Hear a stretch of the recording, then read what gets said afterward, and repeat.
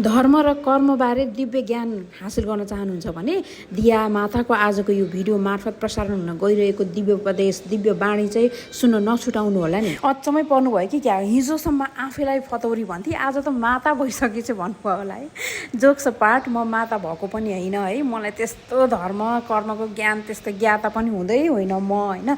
म चाहिँ आइतबारको सूर्यनारायणको व्रत राख्छु के, यो व्रत राखेको पनि धेरै भएको छैन, यही सालको वैशाखदेखि हो। अनि यो व्रत राख्दादेखि नै मेरो मनमा आएका केही सुभावनाहरू नै भन्छु मैले चाहिँ। ती सुभावनाहरू चाहिँ हजुर समक्ष मैले आज सेयर गर्न चाहेको मात्रै हो है साथीहरू। धर्म कमाउनुको लागि, पुण्य गर्नको लागि व्रतै बस्नुपर्छ, मन्दिरै धाउनुपर्छ, पूजै गर्नुपर्छ भन्ने त्यस्तो अन्ध तरिकाले विश्वास गर्ने मान्छे त म हुँदै नै होइन। मैले खासमा वेटर्स जर्नीको लागि पनि फास्टिङ राखेको हो वन्स इन अ विक, अनि त्यो चाहिँ मैले सन्डे राखेको हो, द्याट्स इट। अनि त्यसपछि तर फास्टिङले मलाई हेल्प गरेको चाहिँ हो वेट लसमा, तर फास्टिङले मात्रै चाहिँ होइन जस्तो लाग्छ मलाई। मैले चाहिँ खासमा खानाको पोर्सन कम गरेँ, अनि त्यसपछि सुगर कट गरेको। सुगर चाहिँ मैले चिट डेजमा बाहेक कन्ज्युम गर्दिनँ। वैशाखदेखि मैले व्रत सुरु गर्ने त भने, तर मलाई केही आइडिया थिएन यसको बारेमा चाहिँ। मलाई सबै आइडिया दिएको चाहिँ मेरो साथी लक्ष्मी बस्नेत, अनि त्यसपछि मेरो फुपू ठुलो फुपूले दिनुभएको हो।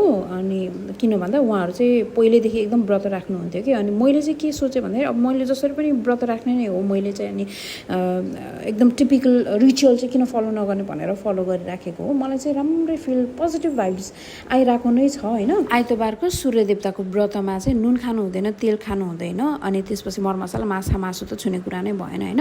अनि त्यसपछि 12 सुते बाती अनि 12वटा बाती एउटै दियोमा बाल्नुपर्ने, अनि तेलमा दियो बाल्नु नहुने, तोरीको तेलमा दियो बाल्नु नहुने, घिउमा बाल्नुपर्ने अथवा तिलको तेलमा बाल्नुपर्छ दियो। अनि त्यसपछि अर्घ दिनुपर्छ सूर्य देवतालाई। यी यावत कुराहरू छन् होइन। कति कुराहरू चाहिँ यो चाहिँ औपचारिकता हो होइन। मैले जहाँसम्म धर्म कर्मलाई बुझेको छु, तपाईँको धर्मलाई फलो गर्ने जति पनि स्टेप्स हुन्छ नि त्यहाँ चाहिँ मिस्टेक हुनसक्छ, मबाट पनि हुन्छ कि कहिलेकाहीँ। तर तपाईँको कर्म, तपाईँको बोली वचन व्यवहारमा चाहिँ मिस्टेक कम गर्ने प्रयास गर्नुपर्छ, त्यो नै राम्रो कर्म हो जस्तो लाग्छ मलाई है। त्यसैले मेरो बुझाइमा चाहिँ सत्कर्म नै धर्म हो साथीहरू।